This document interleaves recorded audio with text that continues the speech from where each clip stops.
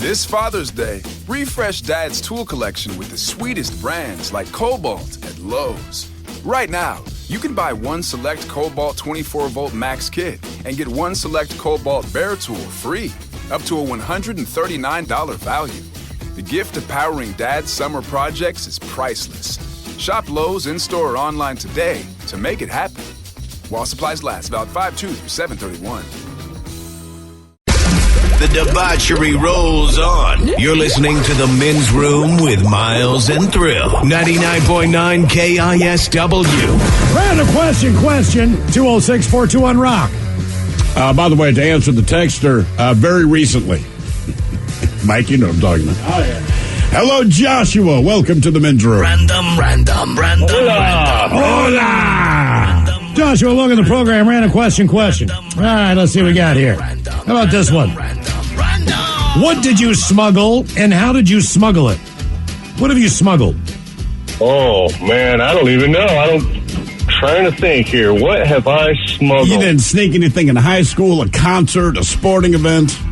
Well, I guess if you consider that to be smuggling, then yeah, of course. I've smuggled in whole wastefuls of pocket shots into live shows. Yes, that would be smuggling. Yes, that's smuggling. Go hang out at the Rockstar or the Red Bull tent and use those as my mixers. So how did you sneak them in? Just put them in your pocket and hope they don't frisk you, or what? No, see, I'm originally from Colorado, so when you go in, any place you go, especially outdoor events, they frisk you down.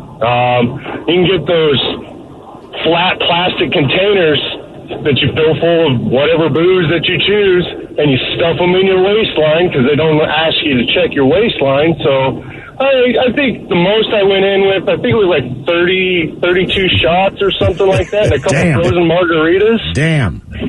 How did you get the frozen margaritas in?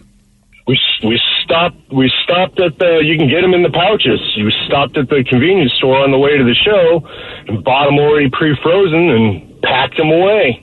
I'll be damned. Okay. Right. No, this is the craziest thing in the world, but I've seen it's fairly easy if you're playing golf to sneak in some booze if you want, if you're that person. I mean, do they check anything at the golf course? They don't, but there was one guy, and he had a driver, a club, that was actually just one giant container filled with whatever liquor you wanted. Oh, yeah, and the little spout comes out of the head of the driver. Exactly. Seen it. And you know, like, I'd never seen one in person. I've heard of these contraptions before, but I was like, that is cool. That is really cool, man. Like, that is, because it looks like a real golf club. He said, okay, now you can't really, he's like, I don't want to try to hit it because I'm afraid I'll break it. Yeah, don't do that. Yeah. But at the same time, I was like, that is something, man. That is spectacular. I mean, everybody I ever knew full of Jameson. Yeah, you always snuck in something. And then you could figure out which golf courses sell which beers. Mm-hmm. Right? So, like, let's say a course you play sells cans of Coors Light. Right. Well, you just bring Coors Light, nobody's going to be any of the wiser. Ted, I know your drinking habits. Have you lately noticed that there's a Jameson shortage? I have. Like, I mean, I'm not kidding you. I've been to like 5 or 6 different places. Yeah. And Tullamore Dew's fine. And Patty's is fine. And there's a bunch of other Irish whiskeys that are great. I just go in and say, hey, man, give me a Jameson. They're like, we don't have Jameson. I tried to get a Jameson Saturday night before I went to a dinner party. Apparently there's a big shortage. And there was Tullamore Dew. And it's fine. Which is good. Yeah, that's what I'm saying. Yeah. Not a big deal. To me, like, Jesus. You all right, man? Sorry. I had a lot of fun this weekend, and I was screaming a lot yesterday.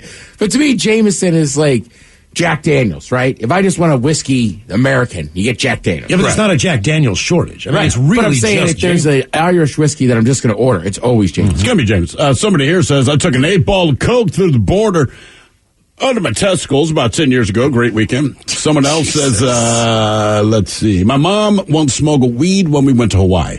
She vacuum sealed the weed in a bag, then put the bag in a bag of coffee with aluminum wrapper, and then, then put that in another vacuum sealed bag, vacuum sealed that with a bunch of packets of sugar, nice filter. Just looked like she was super crazy about her coffee. Oh, that's good high.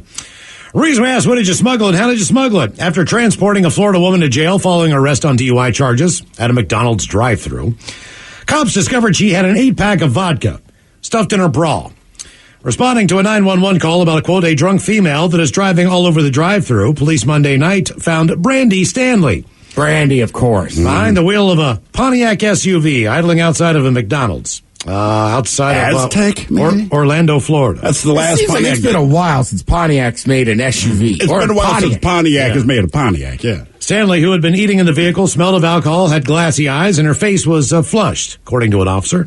Additionally, when Stanley exited her car at the cop's request, she swayed from side to side. Now, after refusing to perform field sobriety tests, she was handcuffed and placed in the rear of a police car. En route to jail, she was uttering, "Just take me home. Let's forget this. I'm so stupid. I should know better." Well, upon arriving at the county lockup, Stanley continued to yell and scream at cops, resulting in several deputies assisting in removing her from the vehicle. And it was only after Stanley was extracted from the cruiser, police located an 8-pack of Deep Eddy vodka under her bra. Deep Eddy? You've never had Deep Eddy? I do not believe that I've had. I've grapefruit, delicious. Deep Eddy. Really? For real? Oh, yeah, man. It'll get you screwed up They pretty have a quick, bunch too. of different flavors and everything. Deep Eddy is also, it's a famous, swimming hole in Austin. Okay. I have had some horrible nights with Deep Eddy involved. I mean, just where it just goes down easy. What flavor were you drinking? Probably the original grapefruit. Is that the original? I'm sure they have an original, just plain vodka. You've never seen Deep Eddy? I'm looking at the label now, man. It does not. But I'm not a big vodka guy. So I'm I with wouldn't you, know but it. they have some good flavors. They used to always be at Summer Meltdown, too. They sponsor the beer garden. Huh.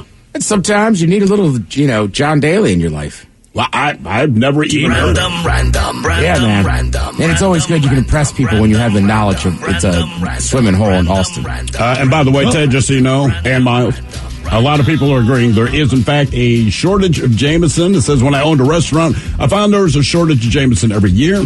Oh. Jameson has been in a shortage for about a month. My main bar has not had it in weeks. My bars have been out of Jameson for 3 weeks, so is my girlfriend's bar, etc. Guess it's a real thing, then. Yeah, ironically, I was drinking Jameson out of a red cup yesterday. Really? I was. You got the last of it. It was the big bottle. Yeah, the last man to drink Jameson. Thanks, Rich. Hello, Tristan. Welcome to the men's room. Hello, Tristan. Tristan. Hey, can you hear me? Yeah, we got you. Hola. Hola, Tristan. Welcome to the program. Hola. Let's see here. Let's talk about doing some good. We're just saying how my brother volunteers every weekend, it seems like. Jackass. Every minute of the day, he's always doing something good. How have you done any volunteer work lately or in the past where you went out and just did something for somebody else's benefit? Yeah, back in high school, there was like a city kind of volunteer group thing that we did, and it was helping out at this elderly shelter. Well, that's cool. What kind of tasks did they put you in charge of?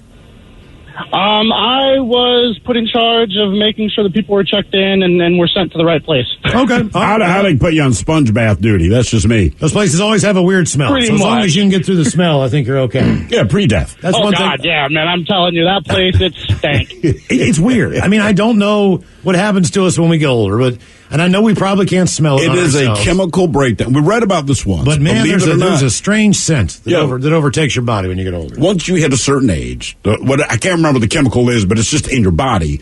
But it starts to break down. So that old people smell, that's not your imagination. That is whatever this thing is in your body, whatever this chemical is that you've had your entire life. Well, at this point, as you get older, your body just doesn't process it or whatever, and you just give off that old person stink. Yeah. Not that this is the greatest story in the world on our question, have you ever done any volunteer work? But it's somewhat ironic. Authorities have identified the Massachusetts woman who died at a farm in Bolton, Massachusetts. The police chief said the victim, 73-year-old Kim Taylor, was a longtime volunteer at Cultivate Care Farms. According to Nelson, Taylor was caring for livestock at about 9 a.m. Saturday when she was charged by a sheep while alone in the pen. The sheep repeatedly rammed Taylor, and she suffered extensive injuries and went into cardiac arrest shortly after. She was transported to a local hospital where she was pronounced dead. Nelson said the Bolton Animal Control Department is working with the Cultivate Care Farm staff to determine the sheep's future. According to the police chief, all animals at Cultivate Care Farms are comfort animals. No, they're not. Not that People who one. need Comfort some, animals. That is a sheep comfort animal rammed a woman to death. Right. Now, speaking of doing volunteer work, we head on down I-5 to Vancouver, Washington. A Salvation Army bell ringer was assaulted and the cash from their red kettle stolen Saturday night outside of a Vancouver Fred Meyer.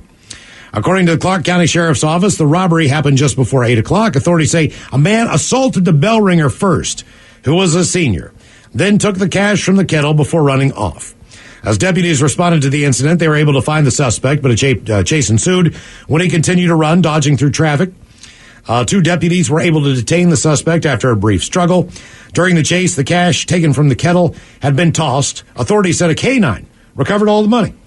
The bell ringer was left with injuries from the attack. According to the sheriff's office, the suspect, who reportedly refused to identify himself, was booked into the Clark County Jail on charges of robbery, theft, resisting arrest, and obstruction of law enforcement. Ever since I was a child, I always wondered how this doesn't happen more, because 9 times out of 10, the person ringing the bell, right, they seem like they were 65 or older. Mm-hmm. You know, a very jolly spirit. They're a very good person. And you knew that the thing next to him had nothing but cash. But, I mean, even as a kid, I'm like, I cannot believe these guys will get mugged or jump. So if I were doing it outside of my store, I trust that the person ringing the bell, they might look happy. They're an MMA fighter, right? You try to grab that cash. It's a setup. Right. It's an absolute setup. They are there to beat your ass. Hello, Mark. Welcome to the men's room. Hello. Hola. Mark, welcome to the program. Yeah, man. Mark, you got a crazy family? Let's go with this one. Even if you don't hang out with them anymore because of past experiences, who in your family is most likely to ruin the holidays? Oh, 100% my sister. Again, with a sister. Yep. What's her deal? Why can you count on her to ruin the holidays? Hello. Okay. Yeah, I'm here. So how would she ruin the holidays, hypothetically? She's a PhD, All right.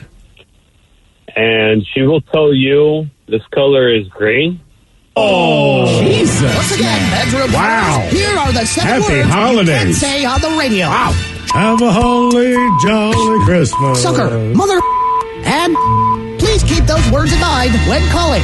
Now, back to the program. Not a very good idea that was going to happen with those huge pregnant pauses, though, in the middle of Yeah. the And then we hit a sore spot. He does not like his sister. She's a PhD, which means she's a doctor. Mm-hmm. Apparently. It Everything she seems like, says. too, like, there was a skit, Bobby Monahan used to do Drunk Uncle. Yeah. Oh, yeah. We gotta adjust the stereotype a little bit. What do you mean? Where everybody you ask the drama, it's always like my aunt, my sister. It's like, the drunk uncle might be a little drunk, but they pretty, But I don't know, don't it doesn't come cause up in serious drama. stuff. Right. Who is the most likely to ruin the holidays? Almost 2/3 of a poll. 63% agree that there's always one family member who takes things too far when it comes to indulging during the holidays. Meanwhile, 58% agree that their entire family just drinks way too much at holiday gatherings.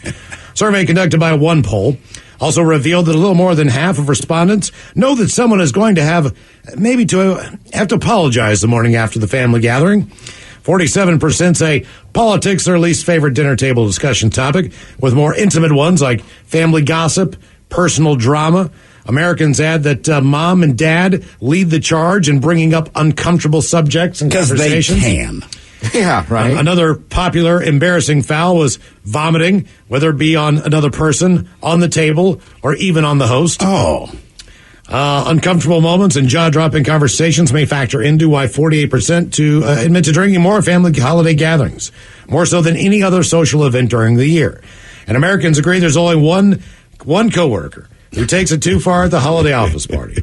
62% also confess that they'll drink more than usual if there's an open bar at an office party, specifically because it's free. And they believe that too much booze is available at parties in general, so might as well don't try it. Shut up. 3/4 of people feel the holiday party is where they'll truly find out what their coworkers are really like. I agree with that. This also proved to be one of the top reasons people attend their office parties, seeking to discover the hidden sides of their colleagues. 62% of respondents say they've dreaded going to work the next day after an office party due to embarrassment. Another 64% admit that they couldn't look at someone in the eye once the celebration ended. According to a respondent, a coworker got drunk and fell into the Christmas tree, knocked it over, That's pretty good. then threw up in the boss's driveway. Good times. We've all been there. I do remember, and I walk into work. Miles, you're already here. And there's just a look on your face. And I knew you and a bunch of coworkers had gone out the night before. I peeled out early, whatever. So I'm still a little hungover, but you just had that look that something has gone terribly, terribly wrong. So you shared with me what this was, and I'm like, that's pretty bad, man, just because of the person you're talking to. All right. So fast forward about an hour, and the CEO of Odyssey.com, like the owner of the company, comes walking down the hall, right? And he looks at me and he goes, your partner over there had a lot of words for me last night. I looked at him. I said, yeah, I heard it was pretty bad, man. Like, he hit 10 for 10. And he goes, no, he only hit 9 for 10. I don't want him to think he's perfect. But, that's pretty good. But I told the CEO, I said, look, man, I said, based on what he was giving you grief about, I agree 100%. Miles tore this guy a new a-hole up one side, down the other. All the coworkers were there. So then you fast forward like another 6 weeks. They had some big-ass retreat for all the muckety-mucks, right? And one of our friends was telling us, man, the CEO was so proud of that moment. Like, it's his badge of honor now. Like, Miles from the men's room dressed me down, called me this. That's like his mother. Oh, you laid into him, dude. It was great. People are looking at me like, he's not going to have a job tomorrow. And I went home that night and went, I'm not going to have a job tomorrow. The look on your face said, I'm going to be fired later. Exactly. This is happening quickly. More of the random question coming up, 206-421-ROCK.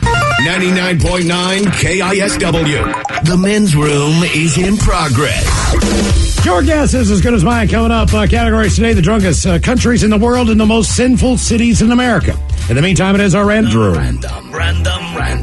Liquor and whores. Liquor and whores. Ian, welcome to the program. Random question. Let's go with this one. Have you ever had a terrible neighbor?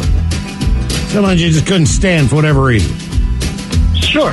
I think we all have. I actually, I just moved recently, but before I did, I had a guy who I caught spitting on my car because he thought I parked too close to his car. Oh, no. Is it a parallel parking situation or what?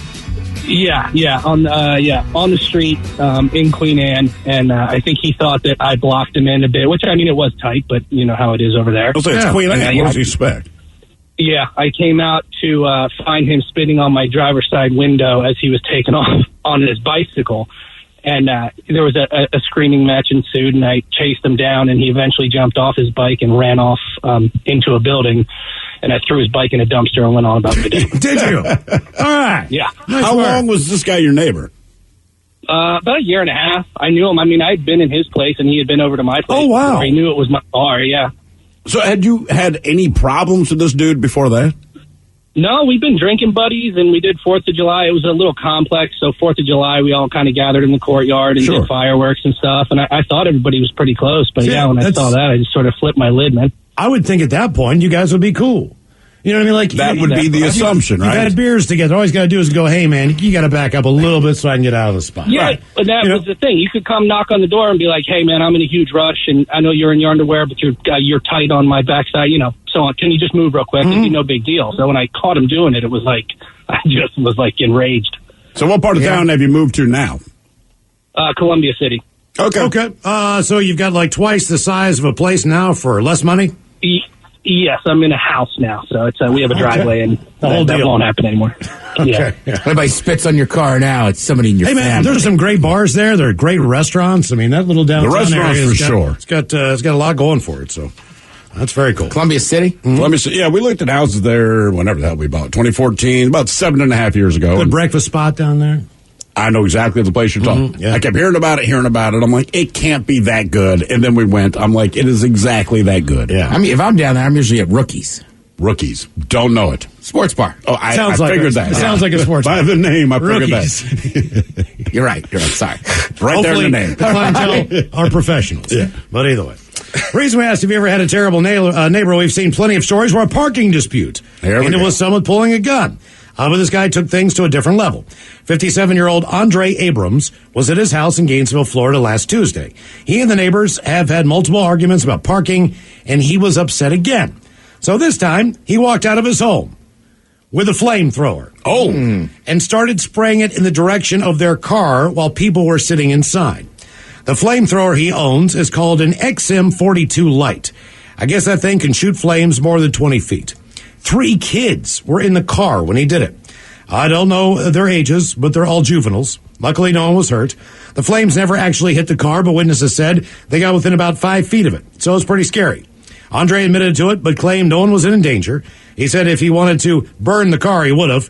He's facing 3 counts of aggravated assault. That's something else, man, when someone whips out the flamethrower. It's just next level. That's a little much. Just in your mind, it's like there's no way to reason with this person because this is their decision. I just looked up the XM42 Lite. Any guesses how much an XM42 Lite goes for? $500. Oh, a little more than that. Okay. $1,000. $1,400 here on eBay. I wonder what the fuel is for. Well, that. wait. Is it propane? Is it, you know what I'm saying? Is it gasoline? What do you put in it? It's white gas, right? Or white fuel, like kind of like if you're spinning fire. Oh, is that what it is? I'm guessing. I don't know either. Hey, if you want to spend $2,400, you can also get your flamethrower connected to a drone. That way, I need that. You can get your neighbors from farther away. I'm going to see if it tells us what kind of fuel this thing uses. Let's see, trusted. Yeah, I'm sure it is. If it spits flames, it does fine. An all new aluminum construction, fully customizable layout, rugged, sleek design. You can adjust it to your personal preference. So backpack. Okay, it can. Let's see, it can shoot gasoline, a gas diesel mixture, and ethanol.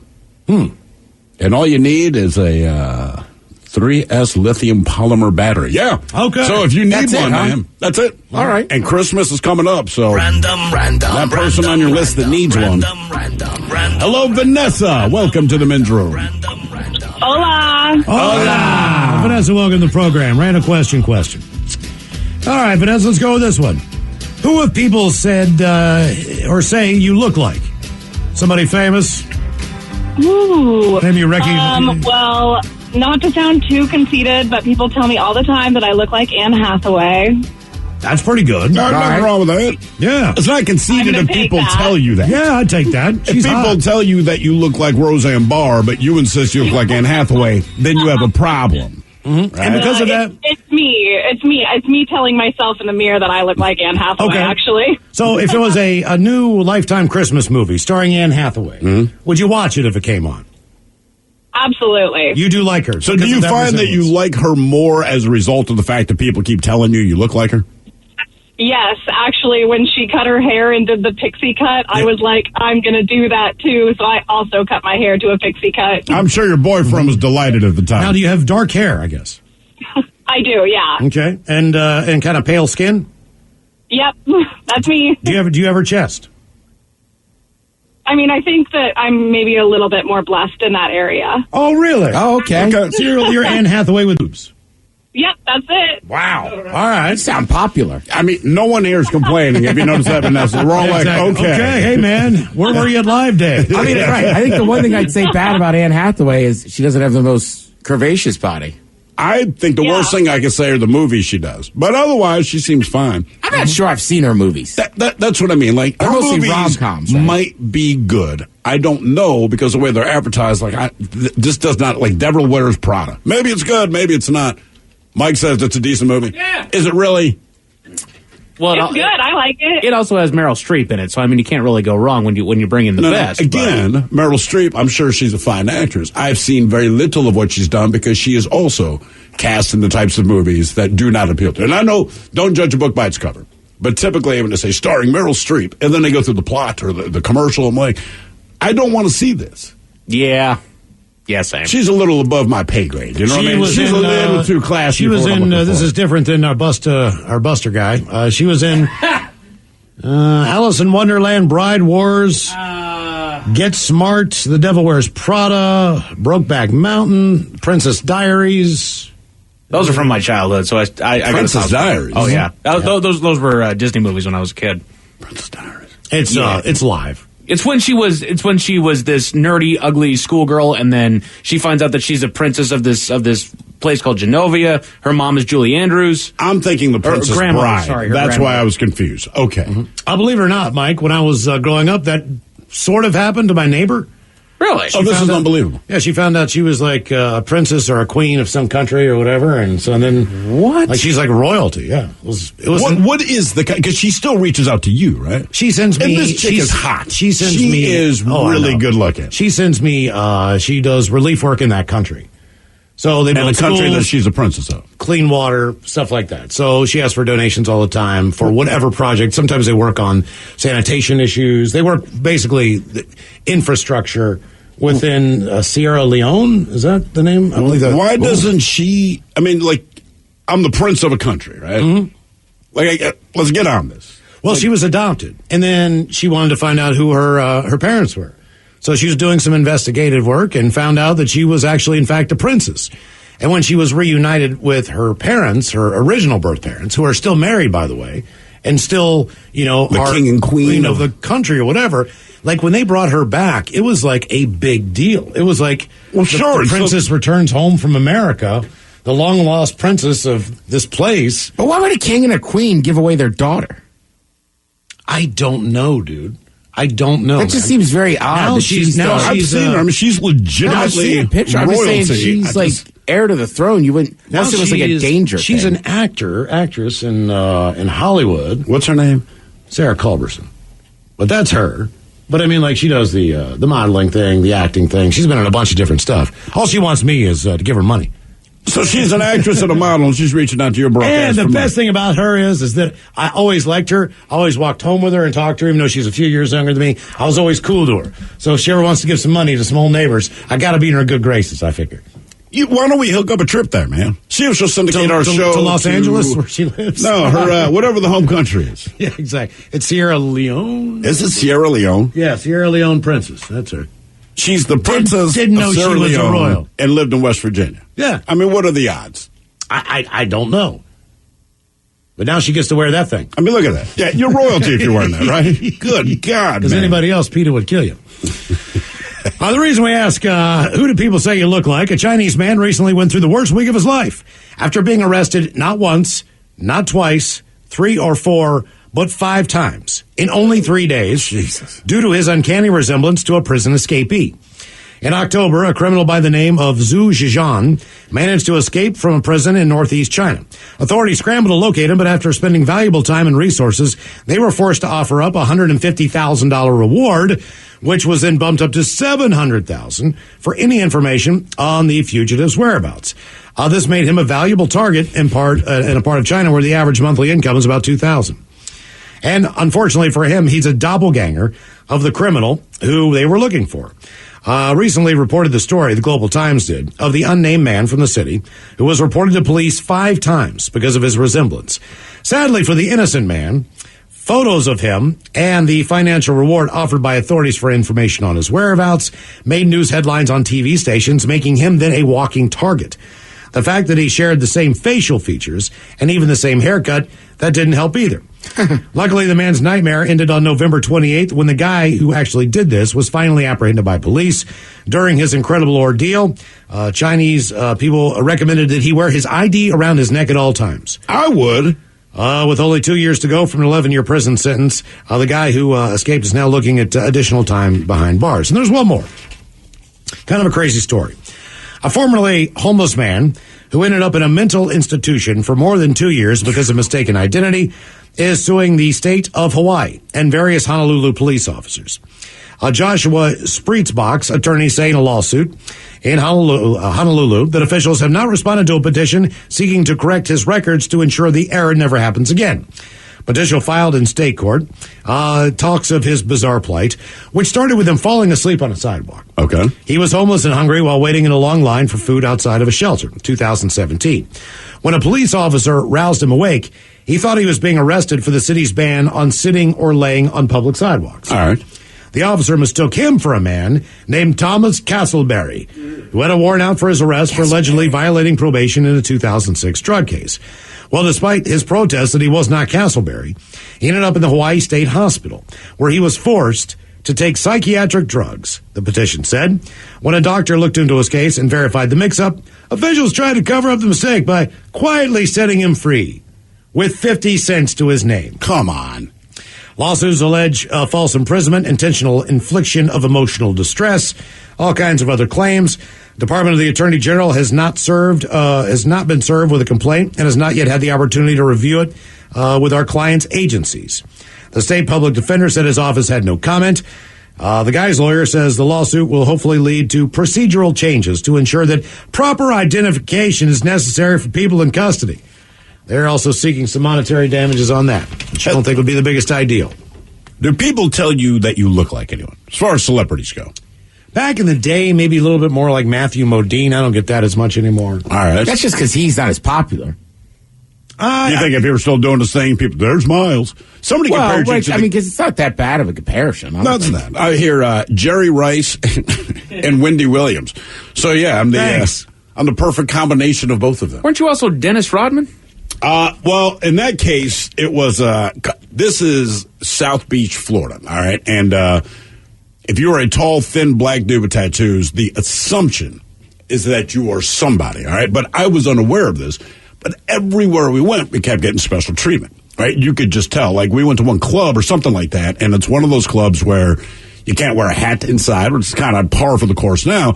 I did not know this, but I walked in, and I'm sitting at the bar with my wife close to the entrance. And the bouncer is just chatting us up, man. This Brooklyn guy, real nice. So these three guys come to walk into this place, and they're wearing baseball caps.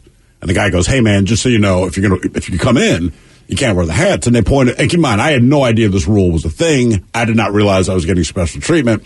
So the guys, they point at me because I'm sitting right there, and they go, "Well, my brother's wearing a hat. What's the difference?" The bouncer freaks out. He's like, "He's a special customer, blah, blah, blah, blah." Right? So I looked at my wife, and she goes, "Who do you think they think you are?" I said, "It does not matter," because they haven't asked, they haven't suggested. The guy's playing it cool, so whatever. So we get hooked up with drinks and all this. But we go to a sushi restaurant. And one thing I told my wife, I said, all right, because we're walking through South Beach, and she had this pair of massive sunglasses with white rims.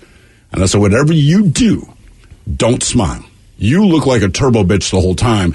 Because when you see, like, athletes and rich dudes, like, whatever their trophy is, right, they always look miserable, right? Because they're there for the money. We get it. So I said, just act like you are here for the money. You don't like me. I treat you poorly. Don't frickin' smile. So we got, and she pulled it off excellently, and I'm not sure why that is. But we went to get sushi at a place, and the way we sat, I'm facing the sushi chef. And every time I look up at him, man, the dude kept bowing to me. And then you realize, reflexively, I start bowing back, which I don't know if it's proper protocol, but I literally could not lift my head up from the food, get my eyes looked at him, and he had a smile the whole time. And he kept, right? So, and this is like an hour and a half, and we're getting drinks. We got a couple free rolls. I don't know what's going on. So finally, the waiter comes over to hand me the check, and he goes, "Listen, man, I know that you're not, but the sushi show insists that you're a Dennis Rodman." I'm like, that's the ugliest brother on earth, man. I don't want to look like. He said, "Look, just accept it," because he hooked you up with so much free crap. So this guy, kind of waved to him like, "Thank you," and that made his day. Right. Because in this guy's mind, Dennis Rodman just acknowledged him, saying, "Hey, thank you for all the free roll." I didn't know we were getting it on the house until we got the bill. I mean, it was like $12 by the time we're done. I'm like, it was like $200 worth of booze, food, and all this. It costs nothing. And again, the waiter's just like, "Hey, man, just deal with it." Well, and most people don't like who people tell them they look like. Right. Dennis Rodman. Well, I know. We've had this conversation. I'm not the one getting mistaken for him. And no, here's my problem with that. Because the one time I met Carmen Electra, remember she dated Dennis Rodman? Yeah, of course. She didn't think I looked like Dennis Rodman. I want her to think I look like Dennis Rodman. I don't want the sushi. Give me one more go. Right. Give me one more go, baby. Get drunk enough and think I'm Dennis Rodman. I had already met her before. Like, yeah, there's no play going on there, man. So, like, if I'm going to look like Dennis Rodman, well, at least let Carmen Electra think I look like Dennis Miles, Rodman. do you think Matthew Modine is exceptionally attractive? No, not at all. But I understand why. That's what I'm saying. Generally, I mean, some women, but for the most part, almost every dude I know that has like a celebrity doppelganger, they're like, "But that guy's ugly." It's like, well, it's hard to realize what you look like. Yeah. I'm happier with Wendy Williams than I am Dennis Rodman. Well, just better than someone saying you look like Clint Howard or whatever. Weirdest one I've ever had. No one looks like Clint Howard. This was a couple years ago before COVID hit and all that. And I was down in outside of Portland playing golf, and I booked the tee time online, through their website. So I just put in my name, Miles Montgomery, whatever. I get to the counter, and I'm like, yeah, Montgomery for 11:30, whatever. And the guy's like, "Miles Montgomery." He's like, "When I lived in Seattle, there was a radio show, and there was a guy on the radio show that I listened to named Miles Montgomery. I was like, get the hell out of here. No way. He's like, yeah, swear to God, if you're ever up there. And I said, just so I know, I said, is it any good, the show? And he's like, I mean, it's all right. I just listen to it to kill time. I'm like, what do you mean it's just all right? And he goes, well, I mean, it's not great. I mean, some days are better than others. They do this one thing with bad jokes and stuff. It's pretty funny. I guess it's okay. It was really the only thing on. I'm like, what do you mean it was the only thing on? I was like, it was Ron and Dawn on. There was all these other shows on. He's like, are you Miles Montgomery? I'm like, no. No. He's like, yeah, you are. I'm like, yeah. He's like, what do you mean it's just all right? It's just all right. Come on. You know what I mean? Oh, this golf course is just all right. You know what I mean? I know Tiger Woods won here, but just okay with me. I went through it Friday night. The guy was like, well, why would you, if you're the Ted Smith, why would you be in this bar? I'm like, because it's Friday night. I was at a hockey game. This bar's closed. My friends are here. Well, you can't be in his bar. Like, right. I was like, I'll leave. Where else would I be? Somebody here goes, Dennis Rodman, big deal. I'm told all the time that I look like Steve Buscemi. Ooh. Yeah. Ooh. Yeah, you got it worse than me, dude. He's a good actor. Your guess is as good as mine on the way to categories of drunkest counties or countries in the world and the most sinful cities in America. You are listening to The Men's Room.